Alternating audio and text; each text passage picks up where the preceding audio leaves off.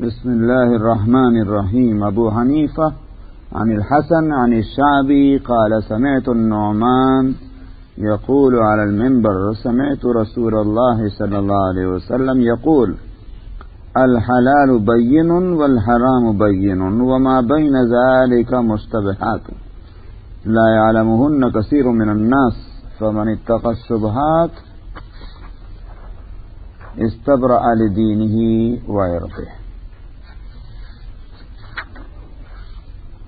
بیوع بے کی جمع ہے، لیکن یہ لفظ اگر اس کے مقابلے میں جو خریدنے کے لیے لفظ ہے وہ نہ لایا جائے، اور وہ ہے لفظ شراء اور اشتراء، تو اگر یہ دونوں لفظ ساتھ نہ آ رہے ہوں تو پھر بعض دفعہ البیع کا لفظ دونوں معنی میں استعمال ہو جاتا ہے، خرید اور فروخت دونوں کے لیے. اسی طرح سے اگر اشتراء کے مقابلے میں جو لفظ بیع نہ لایا جائے تو بعض دفعہ اشتراء کا بھی استعمال اسی دونوں کاموں کے لیے آ جاتا ہے. مثلا یہ کہ وَمَن يَشْرِي نَفْسَهُ ابْتِغَاءَ مَرْضَاتِ اللَّهِ، وہاں شراء کے معنی جو ہیں وہ بیچنے کے، حالانکہ شراء کے معنی اور اشتراء کے معنی خریدنے کے ہوتے ہیں. تو یہاں البیوع جو لائے ہیں، چونکہ اس کے مقابلے میں الشراء اشتراء دو لفظ نہیں لائے ہیں، کوئی بھی لفظ نہیں لائے جو خریدنے کے معنی میں آتا ہے، تو اس لفظ کے اب معنی کیا بن جائیں گے؟ خرید و فروخت. یعنی اس کتاب میں، اس چیپٹر میں خرید و فروخت سے متعلق حدیثیں آ رہی ہیں. اسی بات سے تمام محدثین اور تمام فقہا بس کتاب البیوع یہی عنوان اور ٹائٹل لگاتے ہیں اس طرح کے مسائل اور احادیث کے لیے. تو ابو حنیفہ حسن بصری سے، اور وہ عامر ابن شرحبیل شعبی سے، بہت مشہور محدث ہیں، انہوں نے کہا کہ میں نے نعمان ابن بشیر رضی اللہ عنہ سے سنا، وہ کہہ رہے تھے ممبر پر خطبہ دیتے ہوئے یا تقریر کرتے ہوئے، حضرت نعمان ابن بشیر نے یوں کہا کہ میں نے رسول اللہ صلی اللہ علیہ وسلم سے یہ فرماتے سنا ہے کہ آپ نے فرمایا کہ حلال بھی واضح ہے اور حرام بھی واضح ہے، لیکن ان دونوں کے درمیان، یعنی حلال اور حرام، ان دونوں کے درمیان وہ کچھ چیزیں وہ ہیں کہ جو مشتبہ ہیں. لا يعلمهن کثیر من الناس، بہت سے لوگ جو ہیں وہ ان کو جانتے نہیں. سو جو شبہات سے بچ گیا اس نے براءت حاصل کر لی اپنے دین کے لیے اور اپنے آبرو کے لیے، اپنی جان کے لیے. براءت حاصل کرنے کے معنی یہ ہے کہ وہ اللہ سبحانہ و تعالی کے مواخذے سے اس نے بچا لیا اپنے آپ کو، جو شبہات سے بچ گیا. شبہات، اس حدیث کو لانے کا مقصد یہ ہے کہ جہاں تک خرید و فروخت کے مسائل ہیں اس میں یقیناً کچھ چیزیں وہ ہیں کہ جن کو قرآن نے اور حدیث نے وضاحت سے بتلا دیا کہ یہ حلال ہیں. کچھ چیزوں کو قرآن نے حدیث نے وضاحت سے بتلا دیا کہ یہ چیزیں حرام ہیں. کچھ چیزیں وہ بھی ہیں کہ جن کا کوئی تذکرہ قرآن میں اور حدیث میں نہیں ہے. چونکہ آدمی نفع پسند واقع ہوا ہے، خاص طور پر مال و دولت کا جہاں معاملہ آ جائے تو جلدی سے اس کی طبیعت تعبیر کرنے لگ جاتی ہے. 2-4 پیسے کا فائدہ نظر آیا تو وہ اس میں یہ کہ بھائی ٹھیک ہے، جیسا آپ نے دیکھا ہوگا، ارے صاحب یہ بتائیے، کوئی مسئلہ پوچھتے ہوئے کہ ٹھیک ہے یہ اگر جائز نہیں لکھا تو ناجائز بھی تو نہیں لکھا، سمجھ میں آیا؟ تو یہ اس طرح کی تعبیر کب آدمی کرتا ہے؟ جبکہ وہ چاہتا ہی ہے کہ یہ کام میں کروں، تو ایسی تعبیر نہیں کرتا. تو جہاں 4 پیسے کا فائدہ نظر آیا تو ظاہر ہے کہ اس کا ذہن تو تعبیر کرے گا کہ بھائی ممانعت تو نہیں ہے نا، جب حرام نہیں ہے تو پھر کیوں اس سے وہ کیا جائے. تو نبی کریم صلی اللہ علیہ وسلم کے فرمانے کا حاصل یہ ہے کہ اگر کچھ مسائل ایسے ہیں کہ جن کا ذکر نہیں آیا تو غور کرو گے تو اس میں کچھ چیزیں، کچھ پہلو، کچھ آسپیکٹ جو ہیں اس میں حلال کے معلوم ہوں گے، کچھ آسپیکٹ اور پہلو اس کے کیا ہیں؟ وہ حرام کے ہیں. ایسی چیزیں کہلاتی مشتبہ. تو ان سے جو شخص بچ گیا، ظاہر ہے کہ ان سے بچنے والا وہی ہوگا کہ جو برائیوں سے بچنے کا زیادہ اہتمام کر رہا ہے، تو جو برائیوں سے زیادہ بچنا چاہتا ہے وہ حرام سے کیسے نہیں بچے گا؟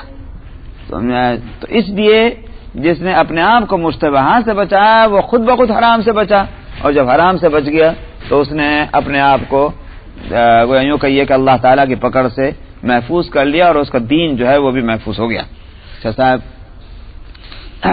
اس کے لیے ایک اور مثال بھی حدیث میں آئی ہے۔ اس کے لیے آپ نے فرمایا کہ اس کی مثال ایسی ہے کہ جیسے کوئی شخص بکریاں چرا رہا ہے ایک میدان میں، اور اب اگر ہوشیار چرواہا ہے بکریاں چرانے والا تو وہ اپنی بکریوں کو کسی آدمی کی کھیت کے کنارے تک نہیں لے جانے دے گا، جو اس کی باڑ لگی ہوئی ہوتی ہے باؤنڈری، اس کے پاس تک نہیں جانے دے گا، کیونکہ اگر وہ پاس تک جانے دیا اس نے تو پھر خطرہ ہے اس کا کہ ادھر اس کی نظر چوکی اور ادھر اس نے بکری نے چھلانگ لگائی اور کھیت میں گھسی، اس لیے کہ اس کو کھیت میں ہری ہری نظر آ رہی ہے، سمجھ میں آیا؟ تو وہ اس کو اس کی تمیز نہیں ہوگی کہ یہ دوسرے کا مال ہے، کھانا کہ نہیں کھانا، بکری پہنچ جائے گی۔ تو ہوشیار چرواہا کون ہوگا کہ جو احتیاط کرے بکری کو کسی کے کھیت کے کنارے تک پہنچنے نہ دے۔ یہ مثال آپ نے اس لیے دی کہ ہم نگہبان ہیں اپنے نفس کے۔ نفس جو ہے وہ ڈاواڈول رہتا ہے، ادھر چل ادھر بھاگ ادھر کود، تو نفس کو اسی طرح سے کنٹرول کرنا پڑتا ہے جس طرح سے ہوشیار چرواہا اپنی بکریوں کو کنٹرول کرتا ہے۔ تو اگر بے احتیاطی ہوئی تو نفس تو لے ڈوبے گا۔ تو اس لیے مشتبہات سے بچنا چاہیے۔ جہاں تک مشتبہات کا تعلق ہے، اس میں علماء بال کی کھال تو نکالنے کی ہے ان کی عادت ہے، اور نہ نکالتے تو مسائل کہاں سے نکلتے۔ تو اب انہوں نے سوچا کہ مشتبہات جو ہیں یہ ویسے ہیں کس کیٹیگری میں؟ بات سمجھ میں آئی؟ حلال والی کیٹیگری میں ہیں یا حرام والی کیٹیگری میں؟ یہ تو بات معلوم ہے کہ مشتبہات ان کو کہتے ہیں کہ جن کا حکم واضح نہیں ہے، کلیئر نہیں ہے، یہ تو ہے مشتبہ، مگر اوریجنلی جو ہے اصلاً ان کا تعلق حلال سے ہے یا حرام سے ہے۔ تو بعض حضرات کا جو اکثر جو ہیں ان کا کہنا یہی ہے کہ اس کا تعلق جو ہے وہ محرمات سے ہی ہوگا، اور اس لیے ان سے بچنا چاہیے، اگرچہ واضح نہیں ہے لیکن یہ کہ اس سے بچنا ہے۔ بعض دوسرے حضرات کا کہنا ہے یہ نہیں، یہ حلال کی کیٹیگری سے ہوں گے۔ کیوں؟ اس واسطے کہ اصل میں تو اللہ سبحانہ و تعالی نے ہر چیز کو مباح اور حلال رکھا ہے، سوائے ان چیزوں کے کہ جن کو اللہ نے حرام بتا دیا۔ تو جب ان کو حرام نہیں بتایا تو یہ ہیں تو حلال کے قبیل سے اور حلال کے گروپ سے، مگر یوں کہ اس لیے کہ ان کا حکم واضح نہیں ہے اس لیے ان کو مشتبہ مانا جائے گا۔ بہرحال مشتبہات سے بچنا چاہیے۔ میں یہاں بات کو تھوڑا بدل دیتا ہوں، اور وہ اس لیے کہ ہم کو اس سے یہاں واسطہ پڑتا ہے،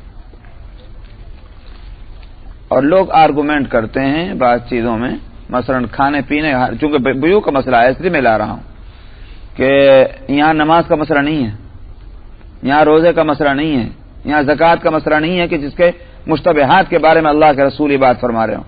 یہاں خرید و فروخت کا مسئلہ آیا تو کھانے اور پینے کے سامان جو ہے وہ خود بخود اس میں آ جائے گا۔ اس کے معنی یہ ہو گیا کہ خرید اور فروخت میں اگر ہم کو مشتبہات سے بچنا ہے تو کھانے اور پینے کے اندر تو اور بھی زیادہ مشتبہات سے بچنا چاہیے، کیونکہ خرید و فروخت کا مقصد کیا ہے؟ پیٹ۔ بزنس کہاں کو کرتے ہیں میاں؟ پیٹ کے لیے کرتے ہیں نا بھائی۔ تو اصل تو کھانا ہی ہوا۔ یہ نہیں ہو سکتا کہ آپ دکانداری میں تو بہت متقی بن جائیں اور کھانے میں جو ہے وہ بے احتیاط ہو جائیں، کھاتے رہیں جو چاہے مل جائے، یہ تو نہیں کر سکتے۔ تو اس سے اصل احتیاط تو کھانے کے واسطے ہے کہ لقمہ حلال کے سوا کوئی چیز پیٹ میں نہ جائے۔ اگر مشتبہات سے دکانداری کے اندر بزنس میں بچانا ہے تو اس کے معنی یہ ہے کہ مشتبہ مال پیٹ کے اندر نہ جائے، تو اصل تو کھانا ہی ہے۔ اب یہاں میں جس کو کہہ رہا ہوں کہ وہ کے ساتھ مسئلہ رات دن لوگ پوچھتے ہیں، اور میں تنگ آ چکا ہے جب یہ کوئی پوچھتا ہے کہ اس مسئلے کو مجھے ایسا ہو جاتا ہے جس معنی ہوتا ہے کہ صاحب وہ چڑ ہو گئی، وہی جو گوشت کا مسئلہ ہے کہ صاحب یہ حلال ہے کرانا۔ اب مجھے یوں سمجھ میں نہیں آتا کہ لوگ اس پر جو ہے اصرار کیوں کرتے ہیں کہ صاحب ہم جب یہ کہہ رہے ہیں کہ حلال ہے تو بس حلال ہے۔ ایک تو یہ کہ اصرار، بھئی مثلا مجھے ایک چیز نہیں کھانی، آپ کا کیا نقصان ہے؟ میں اگر نہیں کھا رہا ہوں آپ کا کوئی نقصان ہے؟ لیکن آپ فورس کیوں کرتے ہیں مجھے اس بات پر کہ نہیں ضرور کھاؤ؟ کہ آپ کون سے اللہ کی طرف سے یہ اس بات کے لیے مقرر ہو کر آئے کہ نہ کھانے والوں پر آپ اصرار کریں کہ ضرور کھاؤ ضرور کھاؤ ضرور؟ بھائی تم کو اپنا منہ خراب کرنا جاؤ کر لو، مگر ہم کو کیوں مجبور کرتے ہیں؟ ایک تو اس بات پر مجھے غصہ آتا ہے جو بھی ہوں.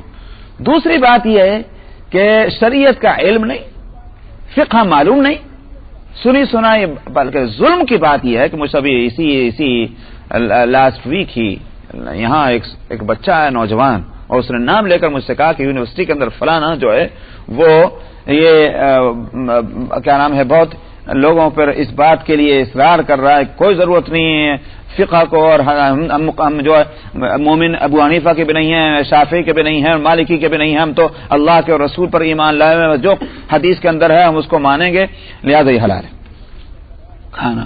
اور میں نے کہا کہ وہ حدیث کیا پیش کرے ہو؟ تو کہنے لگے وہ حدیث وہ پیش کرتے ہیں اللہ کے رسول کے پاس جو ہیں وہ اہل کتاب کا کھانا پہنچا تھا تو پوچھا گیا کہ صاحب ایسا کھانا کھا سکتے ہیں کہ نہیں کھا سکتے ہیں، اس پر اللہ کا نام نہیں لیا گیا، آپ نے فرمایا تم لے لو کھا لو. سمجھے نہیں آپ؟ محدثین کا اور جو پہلے زمانے کے مسلمان تھے ان کی حالت کیا تھی. حضرت صدیق اکبر رضی اللہ عنہ کے بارے میں یہ ہے کہ ان کو حدیثیں کیا اوروں سے کم یاد ہوں گی؟ کیا اس کا تصور آپ کر سکتے ہیں کہ ابو بکر جو پہلے مسلمان ہیں مردوں میں اور نبی کریم صلی اللہ علیہ وسلم کے وصال تک آپ کے ساتھ رہے ہیں، جن کا اتنا طویل وقت آپ کے ساتھ گزرا ہو، ان کو سب سے کم حدیثیں یاد ہوں گی یا سب سے کم حدیثیں معلوم ہوگی؟ نہیں. ان کے بارے میں یہ بات کتابوں میں ہے، ان کے بایوگرافی میں، کہ ان کو یہ ڈر رہتا تھا کہ نبی کریم صلی اللہ علیہ وسلم نے فرما دیا کہ من کذب علی متعمدا فلیتبوأ مقعدہ فی النار، جس نے میرے تعلق سے جھوٹ بھی کوئی بات جھوٹ کہی وہ اپنا ٹھکانہ جہنم بنا لے. یہ وہ لفظ تھے آپ کے کہ جس نے صحابہ کے ایک بہت بڑی جماعت کو بشمول ابو بکر صدیق محتاط بنا دیا، ان کے ہونٹوں کو سی دیا کہ نبی کریم صلی اللہ علیہ وسلم کے حدیث کوئی بیان کرتے ہوئے ڈرتے تھے کہ ایسا نہ ہو کہ ہمارے منہ سے وہ لفظ آپ کے تعلق سے نکل جائے جو آپ نے نہ فرمایا ہو. سمجھ میں آیا؟ یہ تھی بات. اور ابو ہریرہ بھی یہ کہتے ہیں کہ میں جانتا ہوں اس حدیث کو، اور جب میں حدیث کو میں اس کی طرف میرا ذہن جاتا ہے تو میرا بھی دل جو ہے ایسا ہو جاتا ہے کہ میں کانپنے لگ جاتا ہوں، میں سوچتا ہوں کہ اب حدیث بیان ہی نہیں کروں گا. لیکن چونکہ میں دوسری طرف میرا ذہن یہ جاتا ہے کہ اگر ہم نے سب نے یہ کام کرنا شروع کیا تو یہ پورا ذخیرہ دین کا جو ہے یہ ہمارے پیٹوں کے اندر رہ جائے گا، سینوں میں دفن ہو جائے گا. علم کو تو پھیلانا ہے. میں نے عرض کیا کہ کہاں تو یہ حالت اس دور کے لوگوں کی، اور کہاں یہ حالت ہے حدیث نہیں اور حدیث کہہ رہے ہیں. آپ سمجھیں آپ؟ حالانکہ اس مضمون کی حدیث ہے ہی نہیں بالکل جو وہ بیان کر رہے ہیں، اور کہتے ہیں کہ یہ حدیث. یہ عالم ہے علم کا، اور آتے ہیں صاحب وہ بیچارے ناواقف لوگوں پر، ہندوستانیوں پہ، پاکستانیوں پہ، جن کو بیچاروں کو کچھ نہیں آتا ہوگا، وہی وہ سمجھتے ہوں کچھ نہیں آتا، ان پہ فورس کرتے ہیں. یہ ہے ظلم کی بات. اللہ سبحانہ و تعالیٰ ان کی اصلاح فرمائے. تو میں عرض کر رہا ہوں کہ دیکھیے اس میں مان لیجئے کہ صاحب کسی بھی دلیل سے گھما کے پھرا کے کسی بھی طرح اگر آپ حلال ثابت کرنے کی کوشش بھی کریں اس گوشت کو کہ جو مسلمان نے جس کا ذبح نہیں کیا، جس پر کہ ذبح کے وقت میں اللہ کا نام نہیں لیا گیا، اگر آپ کسی بھی فقیہ کے دلیل سے کسی بھی اس سے لائیں، تب بھی دوسرے فقہا کے جب دلائل اس کے حرمت کے آئیں گے تو اب حلال اور حرام کی جب دو دلیلیں آ جاتی ہیں تو کیا بن جاتا؟ سمجھ میں آیا؟ تو پہلے الحلال بین اور الحرام بین کے تحت تو پھر بھی نہیں آیا کہ حلال واضح اور حرام واضح، اس کے بیچ میں نہیں آئے گا. زیادہ سے زیادہ اگر آپ لائیں گے تو مشتبہ میں لائیں گے. تو مشتبہات سے بچنے کو کہا گیا کہ مشتبہات میں ڈوب جانے کو کہا. یہ کون سی حدیث نکال کے لائیں گے کہ مشتبہ چیزوں کو کھاؤ؟ یہی تو حدیث ہے کہ مشتبہات سے بچو. یہ حدیث تو کوئی نہیں ملے گی کہ مشتبہات سے فکر مت کرو خوب کھاؤ. یہ کہاں ہے؟ یہ ہے وہ بات جس کے لیے میں ڈرتا بھی ہوں اور اپنے دو ساتھیوں سے اسی لیے منع کرتا ہوں کہ بھئی کون سا فرض ہے کہ ہم ضرور کھائیں. یہ تو نہیں کہ صاحب ہمیں یہ تو نہیں کہتے کہ اللہ نے بکری کا گوشت حرام کر دیا، یہ تو نہیں کہتے اونٹ کا گوشت حرام کر دیا، یہ تو ہم نہیں کہہ رہے. ہاں ایک مسئلہ یہ ہے وہ یہ کہ قرآن پاک میں اللہ سبحانہ و تعالی نے فرمایا، ایک تو یہ کہ فَكُلُوا مِمَّا ذُكِرَ اسْمُ اللَّهِ عَلَيْهِ، جس پر اللہ کا نام دیا جائے اس کو کھاؤ. ایک بات ظاہر ہے کہ یہاں گیہوں اور چاول اور سبزی اس کا ذکر نہیں ہے، سمجھ میں آیا؟ وَلَا تَأْكُلُوا مِمَّا لَمْ يُذْكَرِ اسْمُ اللَّهِ عَلَيْهِ وَإِنَّهُ لَفِسْقٌ، یہ بھی قرآن شریف۔ اور جس پر اللہ کا نام نہ لیا جائے اس کو مت کھاؤ، یہ نافرمانی ہے، فسق نافرمانی۔ یہاں بھی روٹی اور چاول کا ذکر نہیں ہے، سمجھ میں آیا؟ اس لیے کہ وہاں جانوروں ہی کا ذکر آ رہا ہے، حرمت علیکم المیتۃ وغیرہ، جانوروں کو ذکر۔ تو جب یوں فرمایا کہ جس پر اللہ کا نام نہ لیا جائے نہ کھاؤ، تو اب اس آیت کے مقابلے میں بتائیے آپ کہ امام شافعی کا مسئلہ کیا ہے، امام ابو حنیفہ کا مسئلہ کیا ہے، فلانے کا مسئلہ کیا ہے، ان باتوں کو لائیں گے، قرآن کی آیت جب واضح ہے۔ امام ابو حنیف اور امام شافعی کے مسئلے کو سمجھا ہی نہیں لوگوں نے۔ مسئلہ جو ہے وہ تو صرف اتنا ہے کہ ذبح کے وقت میں بسم اللہ پڑھنا، اللہ کا نام لینا یہ فرض ہے کہ سنت ہے۔ امام شافعی کہتے ہیں سنت ہے، امام ابو حنیفہ کہتے ہیں فرض ہے۔ یہ فرق ہے۔ یہ کس نے کہا کہ نام لو کہ نہ لو؟ یہ تو مسئلہ کسی بھی امام کے نزدیک نہیں۔ یہ ہے وہ باتیں کہ جس کو لوگ سمجھتے نہیں اور پھر ہم لوگوں کے ساتھ کھیل کھیلتے ہیں ان کے دین کے ساتھ۔ بھائی تم کو جو علم نہیں آتا بیٹھو، یہ تو ایسے ہی ہوگا کہ وہ ہمارے یہاں کہتے ہیں نیم حکیم خطرہ جان، اور نیم کیا ہے وہ جی نیم مولوی، نیم ملا خطرہ ایمان، نیم حکیم خطرہ جان۔ وہ اس طرح تماشا، یہاں تو نیم بھی نہیں ہے، کوارٹر ہی ہیں۔ تو بہرحال یہ کہ شبہات سے بچنے کی آپ نے ہدایت فرمائی۔ تو یہ اس حدیث کو اسی واسطے لائے تھے کہ اگر ایسے مسائل ہوں بھی تو اس میں احتیاط یہی کرنی چاہیے کہ ان کو استعمال نہ ہو۔